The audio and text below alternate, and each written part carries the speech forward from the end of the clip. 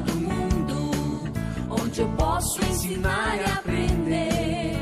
A palavra da sabedoria é a nossa EBD.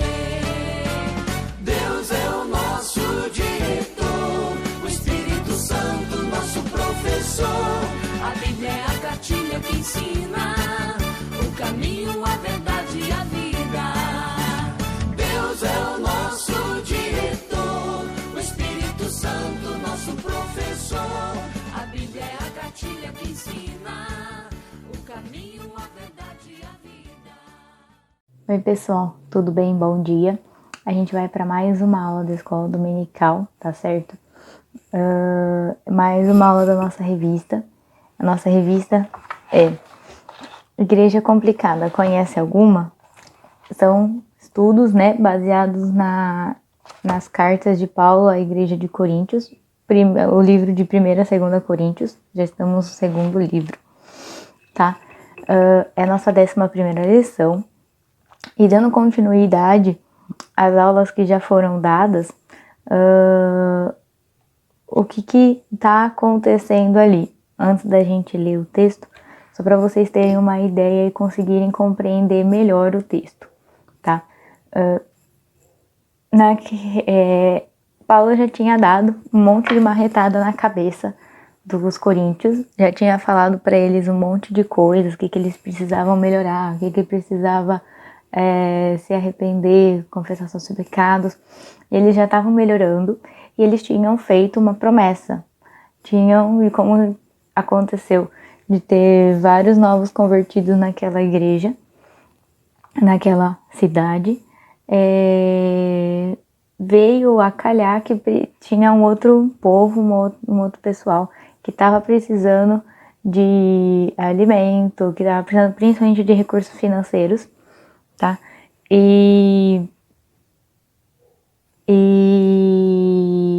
essa igreja de Coríntios prometeu, né, se propôs, se comprometeu a entregar uma oferta generosa, uma oferta rechonchuda, tá, para a igreja, para essa outra igreja necessitada, para esse outro povo necessitado, assim que Paulo voltasse. E Paulo ia voltar para recolher essa quantia, tá? Então, a situação é essa.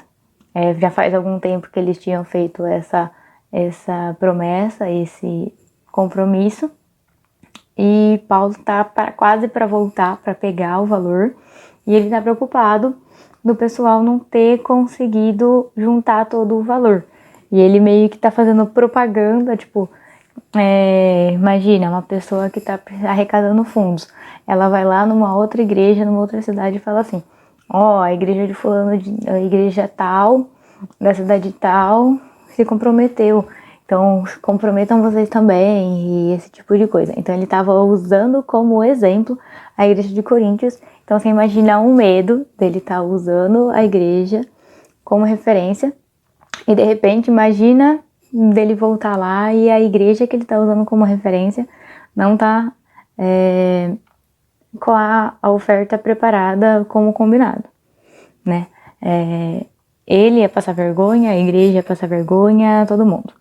Então ele manda algumas pessoas na frente dele para ajudar e estimular o pessoal a fazer essa oferta. Então agora a gente vai ler o texto. A introdução de Paulo em referência à grande coleta. Ora, quanto à assistência a favor dos santos, é desnecessário escrever-vos, porque bem reconheço a vossa presteza, da qual me glorio junto aos macedônios, dizendo que a Acaia está preparada desde o ano passado, e o vosso zelo tem estimulado a muitíssimos. Contudo, enviei os irmãos para que o nosso louvor a vosso respeito, neste particular, não se desminta, a fim de que, como venho dizendo, estivesseis preparados, para que, caso alguns macedônios forem comigo e vos encontrarem despercebidos, não fiquemos nós envergonhados, para não dizer vós.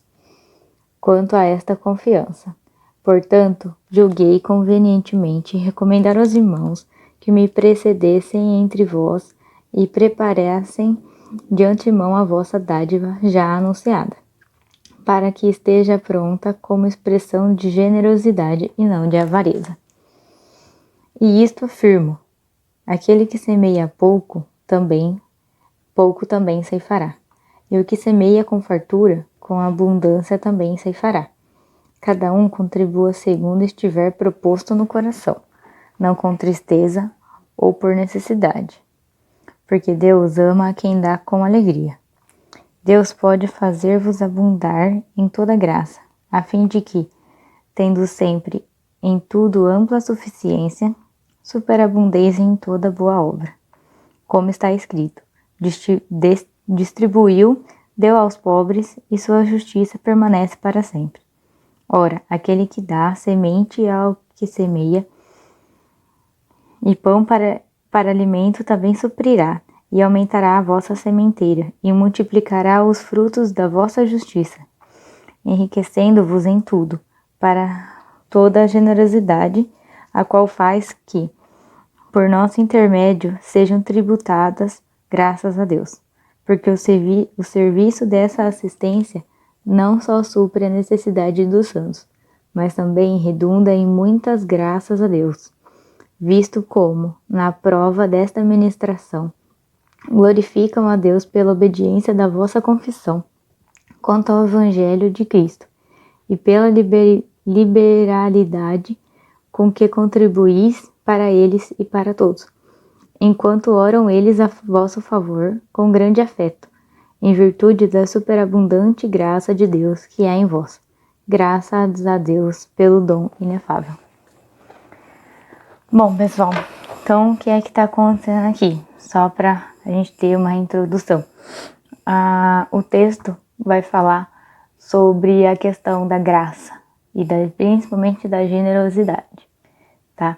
O que é a generosidade? O que é a gente ser generoso? Bom, e então, o que é a generosidade? Eu fui ver no dicionário do Google, tá? Mas no dicionário, e tá falando aqui como a virtude, generosidade, né? É uma virtude daquele que se dispõe a sacrificar os próprios interesses em benefício de outra pessoa. Então, veja, presta atenção, e a gente vai tratar disso um pouquinho mais pra frente, que ele não fala em nenhum momento a questão financeira, a questão de dinheiro. Ele fala se sacrificar para em benefício de outra pessoa, tá? Bom, então vamos lá. Como é que a gente pode, né, para começar? Quem são os tal dos necessitados? A gente tem várias opções. Tem as opções das mais pertas às mais longes possíveis. O que ele quer dizer com isso? São os pobres, são as pessoas que não têm muito dinheiro, são as viúvas que às vezes que moram sozinhas, já são de uma certa idade, não tem mais condição de trabalhar direito, às vezes a família não mora na mesma cidade, às vezes a família não tem condição de sustentar a pessoa, e enfim. Ou pode ser, por exemplo, refugiados, é que a gente já saiu bastante disso, mas eu não sei se vocês lembram, um tempão atrás, assim, uns 2 anos, 3 anos, a gente fez até, a Federação da Mocidade fez até uma campanha de arrecadação de roupas. A gente arrecadou, nem lembro mais quantas 1000 peças que a gente arrecadou de roupa para ser enviado para outro estado, porque naquele estado estava com o Projeto Mais, que estava sendo construída uma cidade refúgio.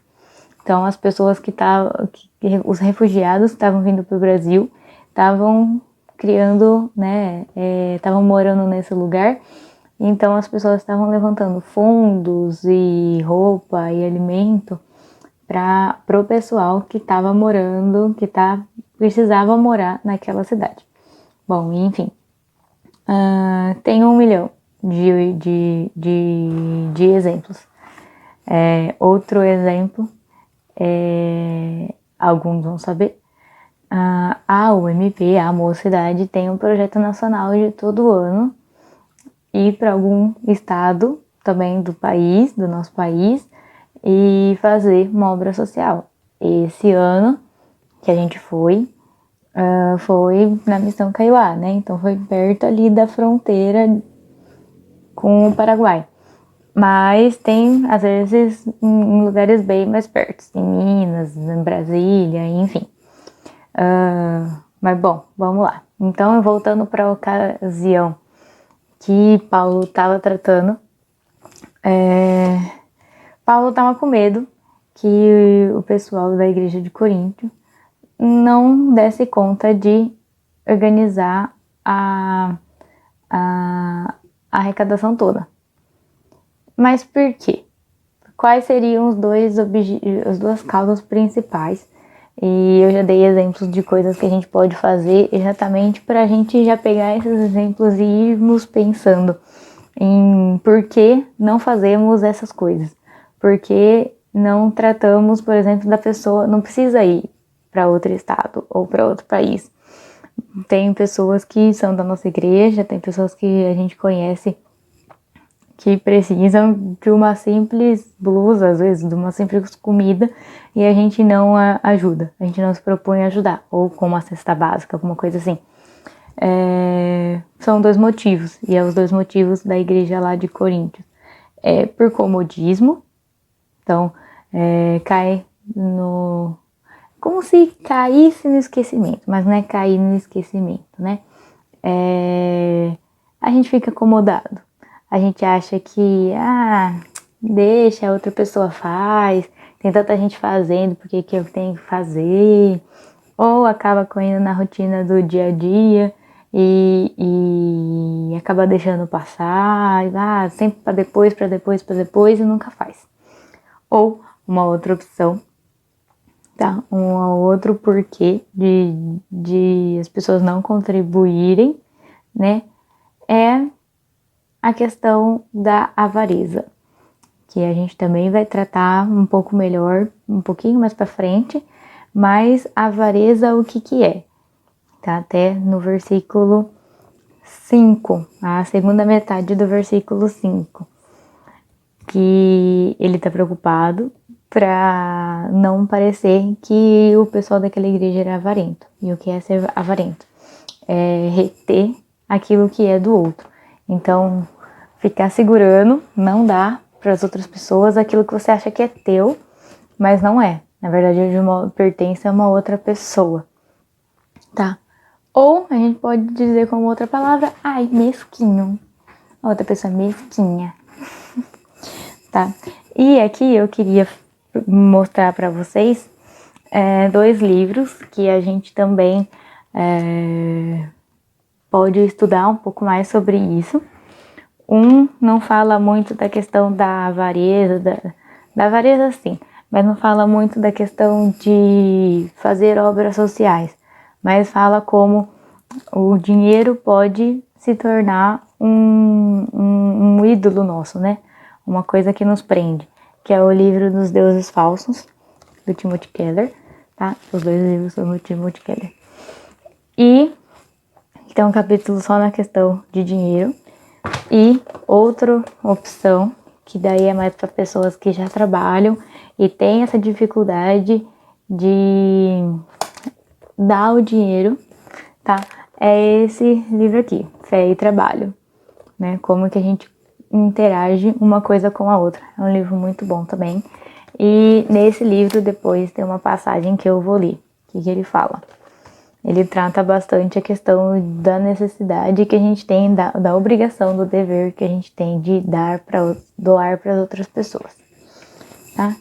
Então, mas aí você vai falar assim pra mim, mas eu não tenho dinheiro, eu não ganho dinheiro, eu quase não tenho dinheiro, ou na pior das hipóteses, eu não trabalho, eu não tenho nenhuma renda, eu não tenho nada. Eu não tenho meus pais que me dão dinheiro, eu não tenho nada. Nenhuma mesada, nada.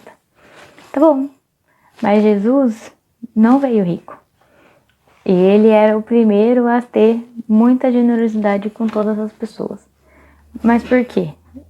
Porque, lembra que eu li a questão do dicionário? O que era ser generoso? É você se doar. Você se doar. E a gente pode doar como? A gente não precisa necessariamente doar dinheiro. A gente pode doar alimentos, a gente pode, que tem na nossa casa, a gente pode doar roupas que a gente já tem e quase não usa.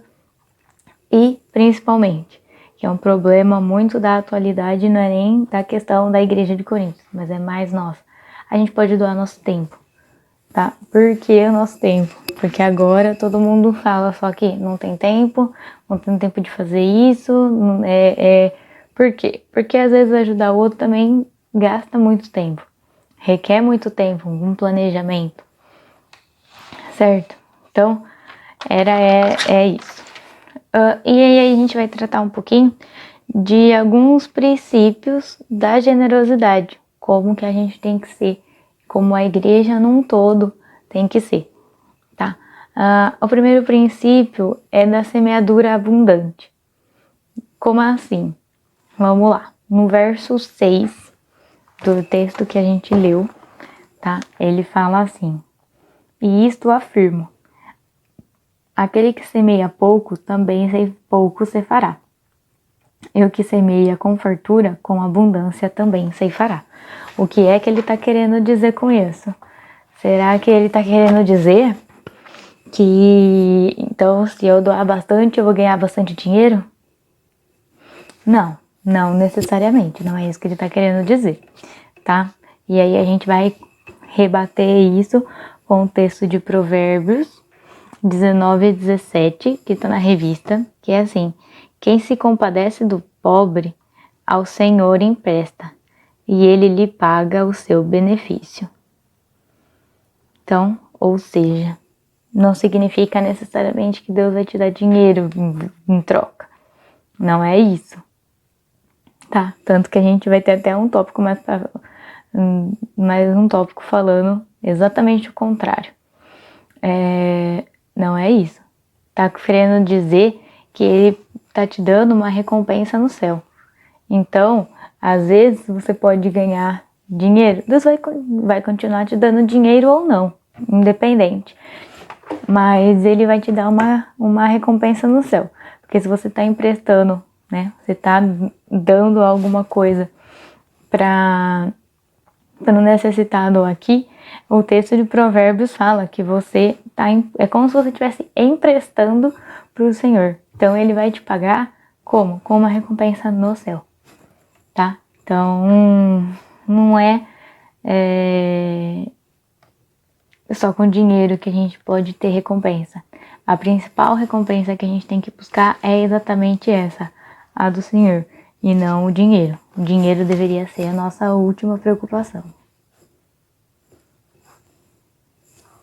Bom, então o segundo princípio é prazer em contribuir. Como assim o prazer em contribuir? Também tá lá. Tá no verso 7 do texto que a gente leu. Cada um contribua segundo tiver proposto no coração, não com tristeza ou por necessidade, porque Deus ama a quem dá com alegria. Ou seja, a gente tem que ter prazer em contribuir. A gente não pode dar obrigado, tipo, eu vou dar porque senão, porque estão me obrigando a dar, porque foi o pastor da igreja que pediu, ele veio me coagir a dar, eu vou dar, mas no fundo você não quer dar. Você quer reter aquele valor para você, você acha que vai fazer falta para você e coisas assim. Deus não quer isso. Deus não quer que você dê um valor específico. Você não precisa dar montanhas de dinheiro, montanhas de roupa, montanhas de comida. Pelo contrário, Deus está falando que ele fica mais feliz se você der 2 ou 3 sapatos com alegria em dar, sem peso no seu coração quanto a isso, do que se você dar 10 sapatos, mas vai dar emburrado, vai dar falando, eu não queria ter tá dando isso, então melhor que não, você não dê, tá?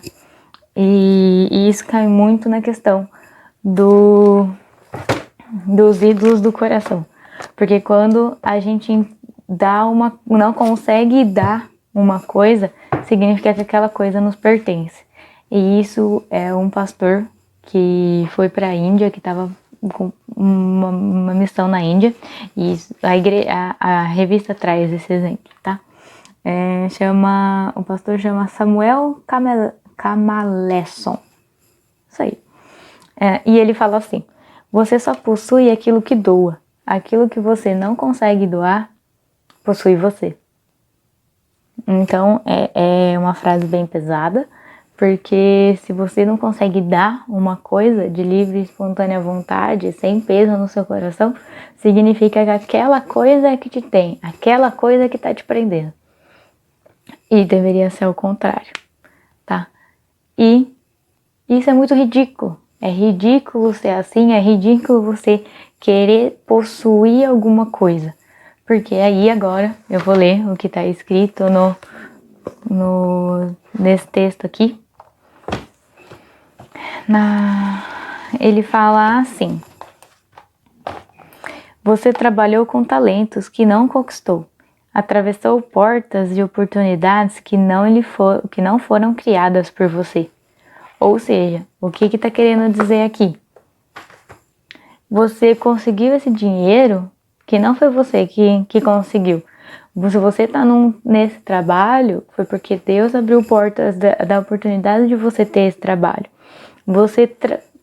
Menos ainda, você só trabalha porque Deus te dá a disponibilidade de trabalhar. Porque Deus te deu um talento para poder trabalhar.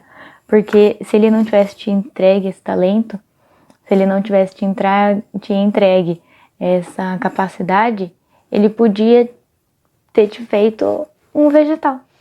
Então, é ridículo você querer ter alguma coisa para você, sendo que se Deus te deu o pão e Deus te deu a ferramenta de trabalho e a capacidade de trabalhar, tudo lhe foi dado. Então, como que você quer reter alguma coisa? É a mesma coisa de quando a gente estava... Essa mesma aula eu que dei, é a mesma coisa quando a gente estava falando da questão dos dons, né? Por que não usar para a obra de Deus? Você acha que aquele dom é teu? Não, ele não é seu. Deus te deu, então você tá querendo segurar para você? É ridículo. Terceiro princípio da generosidade é a generosidade e fé, tá? Como assim? Aí a gente vai pro versículo 8. O versículo 8 fala a questão de Deus pode fazer-vos abundar e toda graça, a fim de que, tendo sempre em tudo ampla suficiência, superabundeis em boa obra. Deus está falando o que aqui? Que Ele pode te dar, Ele pode te recompensar, Ele pode te recompensar até com dinheiro, em troca daquilo que você fez. Mas Ele pode também não te dar. Então, e a gente nunca vai saber se Ele vai nos dar dinheiro físico ou se Ele vai só nos dar, só entre aspas, por favor, ou se a gente só vai ter a nossa recompensa no céu. Então, no meio dessas incertezas, a gente precisa só ter fé. Então a gente tem que ser generoso com fé, porque talvez Ele nos dê no próximo mês um dinheiro, mas pode ser que não. Pode ser que você doe muita coisa no mês e no mês seguinte você perca seu emprego, por exemplo, tá? Ser generoso é um princípio de dependência total no Senhor, ok? Bom, vamos lá. E o último princípio é da colheita surpreendente, tá? A revista traz esse texto, esse título, e depois vou fazer uma piadinha não, um trocadilho, né, com esse título, porque A revista quer dizer o quê? Com esse título de colheita surpreendente. Porque pode ser que com a sua boa ação, a sua obra, você tenha um resultado muito mais daquilo que a gente esperava. Que seria o quê? Dinheiro? Não, nem um pouco. Muito mais surpreendente do que isso é o resultado de que às vezes a gente dá, não fala nada de Deus, não fala nada de Jesus, e a pessoa, ao ver você entregando alguma coisa, fazendo a boa ação para um desconhecido, ela consegue entender que é Deus na tua vida. E aí, às vezes, a gente consegue fazer, a gente não, né? Deus que abre, o Espírito Santo que abre os olhos das pessoas, mas ela consegue perceber Deus em você pelo que você fez. A colheita é sempre surpreendente, ou seja, o resultado é sempre surpreendente, porque igual do outro princípio que eu falei antes, você nunca sabe o que você vai receber. Você não sabe se você vai receber a pessoa como nova convertida, você não sabe se você vai receber dinheiro para poder aplicar mais ainda no reino, você não sabe se você vai receber a recompensa no céu. Então, são muitas possibilidades. Então, a cada boa obra que a gente faz é sempre uma surpresa. Então, por isso que é uma colheita surpreendente, tá? Pra mim. Então, e só para encerrar, tá? Fazer uma observação aqui daquele texto que tá em Tiago 2, tá? Daquela passagem de que a fé sem obras é morta, tá? Então, o que acontece aqui?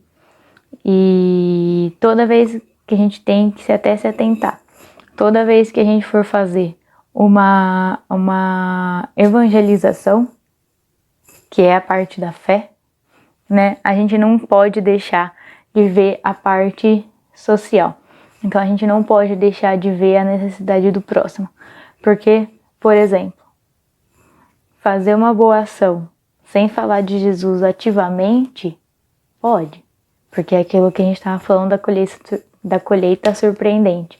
Pode ser que você faça uma boa ação e mesmo sem falar sequer o nome de Jesus, ou colocar Deus no meio, ou escrever Deus em qualquer lugar, só foi lá, entregou um saco de roupa ou um saco de comida, qualquer coisa assim.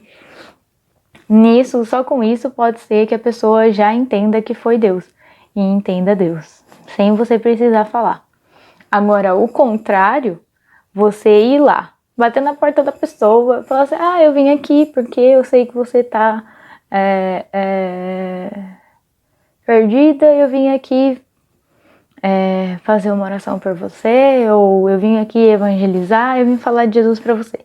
E aí você pega, você fala, mas você ao mesmo tempo também sabe que aquela pessoa tá passando fome, precisa de uma roupa pra vestir, alguma coisa assim. E você tem na sua casa. Aí você foi lá, sabe que ela tá passando fome, você saiu da sua casa que tinha um monte de comida, foi lá pra orar pra ela, pra Deus dar comida pra ela. Mas então por que tu não levou a fio?